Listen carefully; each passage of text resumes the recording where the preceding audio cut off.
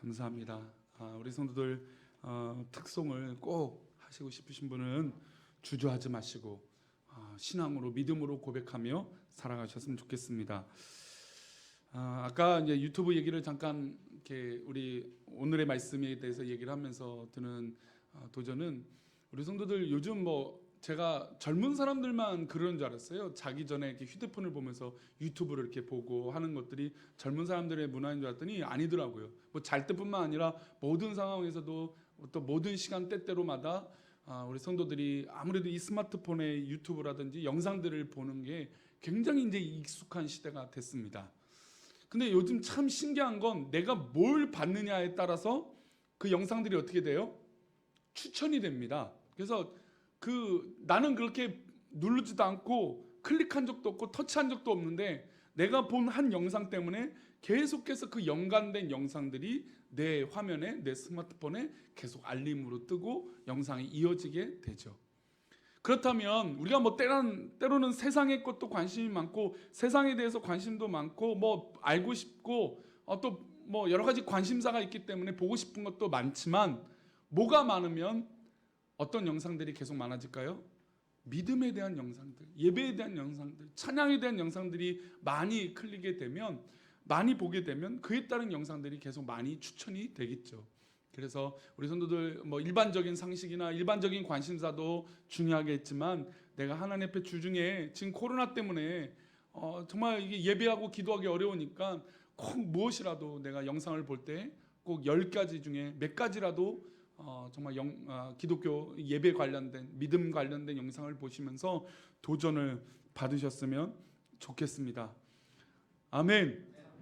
그러면서 우리 성도님들 유튜브 한번 해보세요. 내가 내 신앙의 간증을 영상에 올리고 어떻게 될지 몰라요. 저도 아는 청년이 동강교회 사역했던 한 청년이 그냥 반주를 되게 묵묵하게 하던 청년이에요.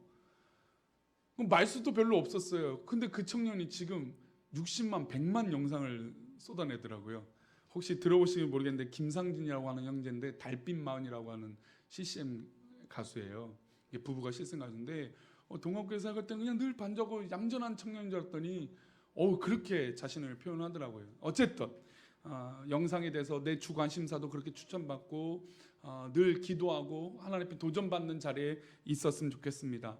제가 어렸을 때 이게 옥상에 건물에 올라가면 늘 보이는 게 십자가죠. 언제든지 붉게 빛나는 십자가들 보면서 우리 성도님들 어떤 생각이 드셨습니까? 저희 교회는 지금 우리 교회 건물이 아니기 때문에 그러니까 온통 우리 건물로 교회 건물로 쓰지 않기 때문에 십자가를 올리는 거에 대해서 굉장히 좀 주저하고 있습니다. 법적으로도 좀 제재가 많기 때문에 좀 고민하고 있지만 그래서 지금 갈등하고는 있지만 어쨌든 외벽 간판이라도 좀 달 계획이 있어요. 근데 어렸을 때 옥상에 올라가면 그렇게 십자가를 보면 여러 가지 생각들이 들었어요. 근데 그 중에 들었던 생각은 저는 어렸을 때 목사가 꿈이기 때문에 십자가를 볼 때마다 어떤 마음이 들었냐면 이 십자가가 온통 가득했으면 좋겠다. 너무 많다라고 하는 생각은 조금 더 들지 않고 정말 이 온 세상에 이 십자가로 이 불빛으로 가득했으면 좋겠다. 근데 지금은 이제 옥상에 올라가면 십자가도 눈에 띄게 되어오지만 편의점, PC방 이런 불빛 아니면 건물 높이 올라와 있는 아파트 불빛만 보이는 시대가 되어가고 있죠.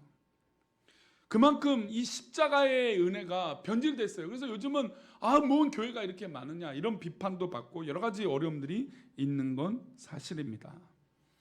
제가 고린도전서 1장 18절 십자가의 도가 멸망한 자들에게는 미련한 것이요 구원을 받은 우리에게는 하나님의 능력이라고 하는 말씀을 사실 지난 우리 임시 예배처에도 말씀을 나눴던 본문입니다. 이제 그 뒤에 구절에 대해서는 말씀을 나누지 않았죠. 우리가 어떻게 하면 저 십자가를 봤을 때 우리의 십자가를 봤을 때 창피하다. 왜냐하면 교회를 보고 아이고 창피하다라고 느낄 수 있는 시대가 지금이거든요. 교회 다니는 게 부끄러워. 회사에서도 내가 교회 다니고 어제 예배를 드렸습니다 라고 말도 못하는 시대가 지금 시대거든요. 근데 이 시대 가운데 어떻게 십자가가 능력이 되느냐 이 이야기를 오늘 좀 하고 싶은 거예요. 19절 말씀 한번 보겠습니다. 고린도전서 1장 19절입니다. 함께 읽겠습니다. 시작. 기록된 바 내가 지혜 있는 자들의 지혜를 멸하고 총명한 자들의 총명을 폐하리라 하였으니. 자, 하나님께서 지금 지혜와 총명을 멸하고 폐하시겠다는 겁니다. 그러면 하나님 보실 때 저 지혜와 총명이 좋은 것입니까? 나쁜 것입니까? 하나님 보실 땐 저 지혜와 저 총명은 나쁜 것이에요. 그래 하나님께서 멸하겠다, 폐해버리겠다, 없애버리겠다라고 하는 말씀이에요. 근데 우리가 상식적으로 생각하는 지혜와 총명은 좋은 거잖아요. 세상을 지혜롭게 살고 지혜를 총명스럽게 사는 건 좋은 것이에요. 그런데 왜 하나님은 이것을 없애버리시겠다라고 하는 의도, 말씀의 이유가 무엇일까요? 우리 20절과 21절을 보면 그 이유가 나요. 자, 20절 말씀 먼저 있습니다. 시작. 지혜 있는 자가 어디 있느냐? 선비가 어디 있느냐? 이 세대의 변론가가 어디 있느냐? 하나님께서 이 세상의 지혜를 미련하게 하신 것이 아니냐? 자, 하나님께서 너희들이 말하는 지혜, 총명, 그리고 그 공부를 많이 했던 선비들이 어디 있느냐? 그리고 변론하고 있는 저 변론자들은 어디 있냐? 똑똑한 사람은 어디 있느냐? 이 세상의 지혜를 미련하게 하신 분이 하나님입니다. 하나님께서 이 세상의 지혜를 미련하게 하신 것이다. 그러면 지금 우리가 믿고 있는 믿음의 지혜는 지금 이 본문에 나오는 지혜랑은 좀 다른 것 같아요. 세상을 살아가는 지혜겠죠. 그 세상의 지혜가 어떤 것이냐? 21절 또 읽어봅니다. 21절은 시작. 하나님의 지혜에 있어. 자, 하나님의 지혜에 있어서, 그러니까 하나님의 지혜와 앞에 나와 있는 지혜는 같습니까? 다릅니까? 다른 지혜예요. 자, 다시 한번 읽어요. 하나님의 지혜에 있어서는 이 세상이 자기 지혜로 하나님을 알지 못하므로 하나님께서 전도에 미련한 것으로 믿는 자들을 구원하시기를 기뻐하셨도다. 자, 앞에 있는 지혜와 뒤에 있는 하나님의 지혜가 달라요. 믿음의 사람들은 어떤 지혜가 있는 사람일까요? 하나님의 지혜가 있는 사람이에요. 십자가의 도를 아는 사람은 하나님의 지혜가 있는 사람이에요. 그런데 하나님께서 멸하고 싶은 지혜와 똑똑함은 무엇이냐? 바로 21절에 나와 있는 자기 지혜. 한번 따라할까요? 자기 지혜. 내 지혜라는 거죠. 내 지혜. 인간의 지혜를 하나님께서 멸하고 폐하여 버리고 싶으시다는 겁니다. 자기 지혜로 하나님의 사랑을 알 수 없다는 것이죠. 내 지혜로 하나님을 판단할 수 없다는 것입니다. 그런데 살다 보면 우리가 내가 생각하고 내가 경험하고 내가 체득하고 내가 수십 년, 50년, 60년 살면서 경험했던 것들이 내 몸에 체득됐어요. 지혜예요, 지혜. 어른들한테 가서 묻는 게 지혜예요. 그렇게 말하잖아요. 그 지혜. 근데 하나님은 그 지혜가 미련한 것이라고 말씀하고 있어요. 그러면 우리가 지혜롭게 사는 것이 참 좋은데 왜 그 지혜를 하나님은 미련한 것이다 라고 말씀하신 이유는 그 지혜가 누구 지혜라고요? 자기 지혜이기 때문이에요. 이것이 교회가 예수를 믿는 사람들과 세상의 기준으로 살아가는 사람들이 너무나 다른 이유예요. 도무지 세상 사람들은 이해할 수 없는 거예요. 그리고 교회 안에서도 이해할 수 없는 게 바로 여기예요. 왜냐하면 우리는 시시때때로 누구의 지혜로 얘기해요? 내 지혜, 자기 지혜로 얘기하기 때문이에요. 목사도 자기 지혜로 얘기해요. 모든 성도들이 자기 지혜로 얘기할 때가 더 많아요. 그러고 나서 마지막에 성경으로 포장하죠. 말씀이 그렇게 은혜가 있더라. 말씀이 그렇게 도전이 됐더라. 여태까지 쭉 계속 자기 지혜로 내 말을 해놓고 나서는 마지막엔 하나님 말씀이 이래버리면 다 끝나는 것처럼 얘기할 때가 너무나 많다는 것이죠. 예를 들어서 우리가 지금 서로 사랑하자라고 하고 있어요.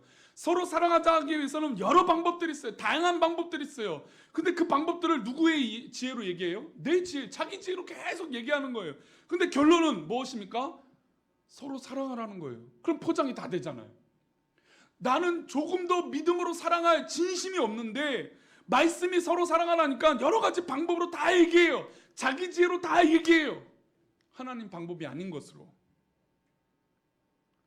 근데 누가 볼 때는 그거 갖고 뭐라고 할 사람 없잖아요. 자기 지혜를 누가 뭐라고 하겠어요?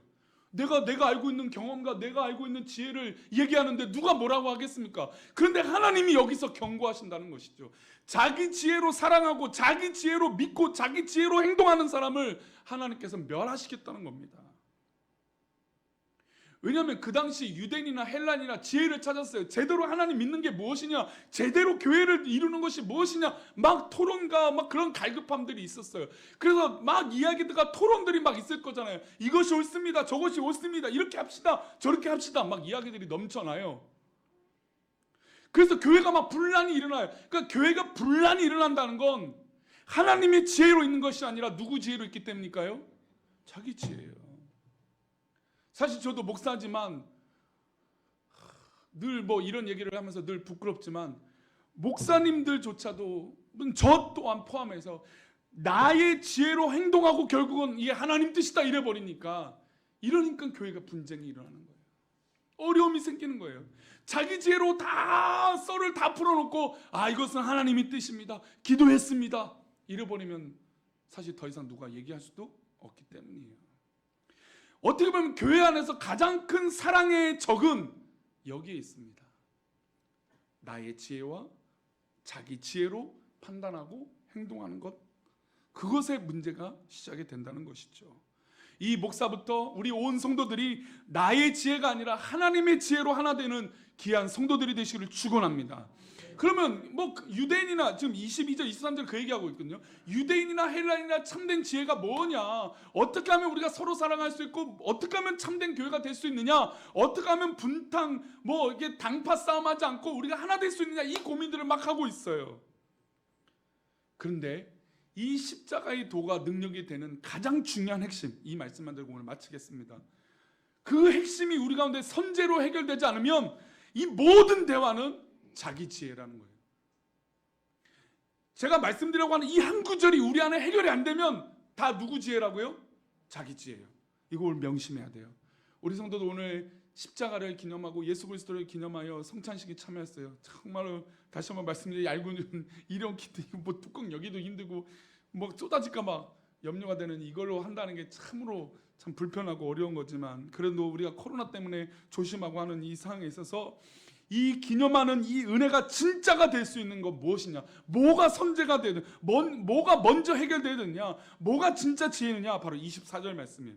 고린도전서 1장 24절인데요. 우리 성도들 이걸 꼭 우리 믿음 가운데 명심해야 돼요. 함께 읽겠습니다. 시작. 오직 부르심을 받은 자들에게는 유대인이나 헬라인이나 그리스도는 하나님의 능력이요 하나님의 지혜니라. 여기 보면 오직 뭐 받은 백성들이에요? 부르심을 받은. 이게 너무나 중요해요. 부르심을 받은 것이 해결이 안 되면 다 자기 지혜라는 거예요. 나를 부르시고 나를 선택해 주신 하나님의 은혜가 있어야 이 모든 것이 이해가 되는데, 아니면 교회 안에서도 자기 지혜로 얘기하니 이해가 되죠. 방법으로 내가 경험하고 체득된 걸로 얘기하는 이야기가 되죠. 그러나 그것은 자기 지혜라는 것입니다. 고린도 교회가 왜 분열되고 당파 싸움하느냐면 자기 지혜로 자기가 맞는 이야기를 다 하고 있기 때문이에요. 아니, 싸움이 날 때 누가 틀린 얘기하는 사람이 어디 있어요? 다 자기 맞는 얘기 하잖아요. 다 자기 옳은 얘기 하잖아요. 그런데 진짜 교회는 다른 이유는, 교회가 세상과 진짜 다른 이유는 우리가 뭘 받았기 때문이에요? 부르심을 받았다는, 선택을 받았기 때문이에요. 아니, 이게 선택은 누구 마음대로입니까? 내 마음대로입니까? 우리 죄송한데 우리 성도님들이 내가 하나님 믿는다고 해서 그게 될 것 같으세요? 아니에요. 우리가 믿고 있는 믿음은 하나님이 나를 선택해 주셨기 때문에 내가 아바 아버지라 부를 수 있는 것이에요. 우리가 억지로 아바 아버지라 부른다고 그것이 되는 게 아니라는 것이죠. 이게 진짜 신묘막심한 하나님의 놀라운 은혜예요. 그러면 세상 사람들이 이해가 안 되죠. 아니, 왜 그 선택을 하나님만 할 수 있느냐? 왜 하나님만이 그런 선택을 하고 그런 선택을 받은 사람들만 모여 있느냐? 나도 그런 선택 받고 싶다. 그렇게 우길 수도 있잖아요. 그러나 철저하게 그 선택의 주권자는 누구시라고요? 하나님이시라는 거예요. 그러니 우리가 은혜를 받는 거죠. 이 자리에 앉아 있는 게 다 선택하심 누구의 뜻입니까? 하나님의 선택하심이 있다는 것입니다. 하나님의 기름 부으심이 있으니까 내가 예배하고 내가 기도할 수 있는 것이에요. 이 은혜가 내 안에 풍성해져야, 그래야 내 지혜로 판단하는 것이 아니라 하나님의 지혜로 살아갈 수 있는 것입니다. 이 하나님의 지혜로 살아가는 것이 바로 그 근본이 누구입니까? 그리스도예요. 24절 말씀 다시 읽어봅니다. 24절입니다. 시작. 오직 부르심을 받은 자들에게는 유대인이나 헬란이나 그리스도는 하나님의 능력이요 하나님의 지혜니라. 아멘. 제가 이 자리에 있는 것도 하나님의 부르심이에요. 제가 잘나고 제가 뭘 했기 때문에 이 자리에 있다면 이거는 망할 자리예요. 조금도 축복된 자리가 아니라는 것이에요. 이 믿음의 사람들은 이것이 선제적으로 해결되지 않으면 모든 말하는 내 입에서 나온 것이, 지난주 그 전주에 뭘 얘기했습니까? 내 입에서 나오는 것은 다 거짓이고 다 헛것이에요. 왜냐하면 자기 지혜로 포장되어 있기 때문이에요. 그러나 철저하게 이 모든 것이 하나님 부르심에 있다. 내 능력이 아니고 내가 한 것이 아니라 하나님 부르심에 있는 교회이구나, 하나님 부르심에 있는 성도이구나, 하나님 부르심에 있는 은혜이구나라고 고백하면 그리스도는 하나님의 능력이요 하나님의 지혜니라. 이 모든 지혜와 능력이 우리 성도들 삶 가운데 있게 될 줄 믿습니다. 말씀 맺겠습니다.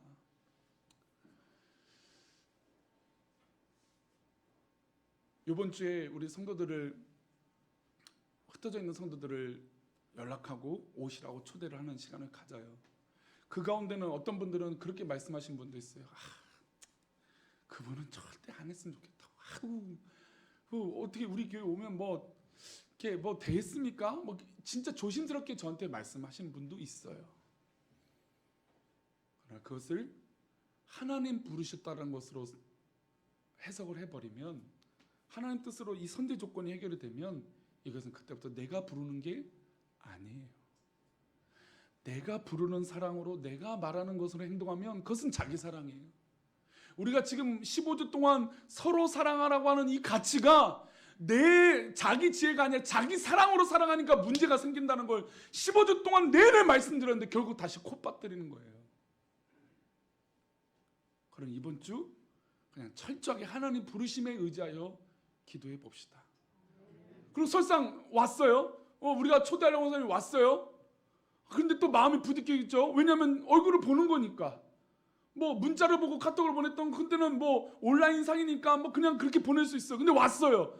인사하기가 쉽습니까? 어렵습니까? 어려워요. 어렵죠. 솔직히 누가 쉽겠습니까?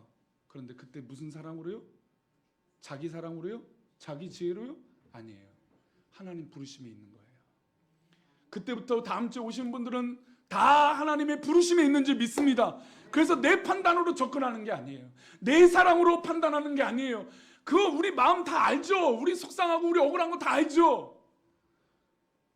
19역 사람들이 그런 얘기 한다더만요. 요즘 아이고 저 꿈꾸는 게 저렇게 고생하고 저렇게 보상도 못 받아서 저렇게 억울해서 어떡하냐고. 심지어 우리 보고 바보같이 그랬다고 그런 분들도 있어요. 근데 그것도 다 자기 지혜예요. 우리는 하나님의 지혜로 그리스도로 말미암아 살아가는 백성들인 줄 믿습니다. 그러니 이제 우리는 그런 가치로 더 성숙한 교회가 되어져야 돼요. 우리 교회는 이 목사부터 자기 지혜로 목회하는 것이 아니라 하나님의 지혜로 그리스도로 말미암아 목회하고, 우리 성도들의 신앙생활도 나의 지혜로 신앙생활하는 것이 아니라 하나님의 지혜로 신앙생활하고 사랑하는 공동체가 되기를 축원합니다. 그래야 교회가 건강해져요. 우리 모든 공동체가 그렇게 진심으로 건강해지고 하나님이 나를 부르셨습니다라고 고백하며 감사하는 귀한 감사가 넘치는 추수감사절과 총동원주의를 준비하는 귀한 고백이 되시기를 축원합니다. 기도하겠습니다. 하나님 아버지, 우리 생각으로 우리 마음으로 이해한다는 건 이해하기 너무나 어려운 것들이 세상 원리이고 세상의 방법입니다. 그러나 하나님, 우리가 세상의 방법으로 나의 지혜로 살아가는 것이 아니라 하나님의 지혜로, 하나님 주신 은혜로 살아가는 것인 줄 믿사오니 우리 성도들 하나님 지혜로 살아가게 하여 주시고 하나님 주신 지혜로 승리하게 하여 주시옵소서. 하나님께서 우리 성도들을 그렇게 하나님 부르심으로 승리하게 하여 주실 것을 믿사오며 거룩하신 예수 그리스도 이름으로 기도 올려옵나이다. 아멘. 이제는 우리 주 예수 그리스도의 은혜와 아버지 하나님의 크신 사랑과 성령님의 감화 감동 위로 교통하심이 오늘 말씀을 듣고 나의 지혜가 아니라 나의 생각이 아니라 그리스도로 말미암아 저 십자가의 은혜로 말미암아 그 은혜로 판단하며 생각하는 하나님의 지혜로 살고자 하는 우리 모든 성도들의 고백 위에, 그리고 우리 사랑하는 우리 교회가 앞으로 나아가려고 하는 모든 방법과 삶 위에, 그것이 모두 하나님의 지혜로 되고자 하는 우리 믿음의 고백 위에, 우리 사랑하는 우리 교회 성도들의 삶과 직장과 사업터 위에, 모든 가족과 우리 부모님과 자녀들 위에, 그리고 우리가 전하려고 하는 이 복음 위에, 또 우리 모든 삶 위에 이제부터 영원까지 함께 계시기를 간절히 축원합나이다. 아멘.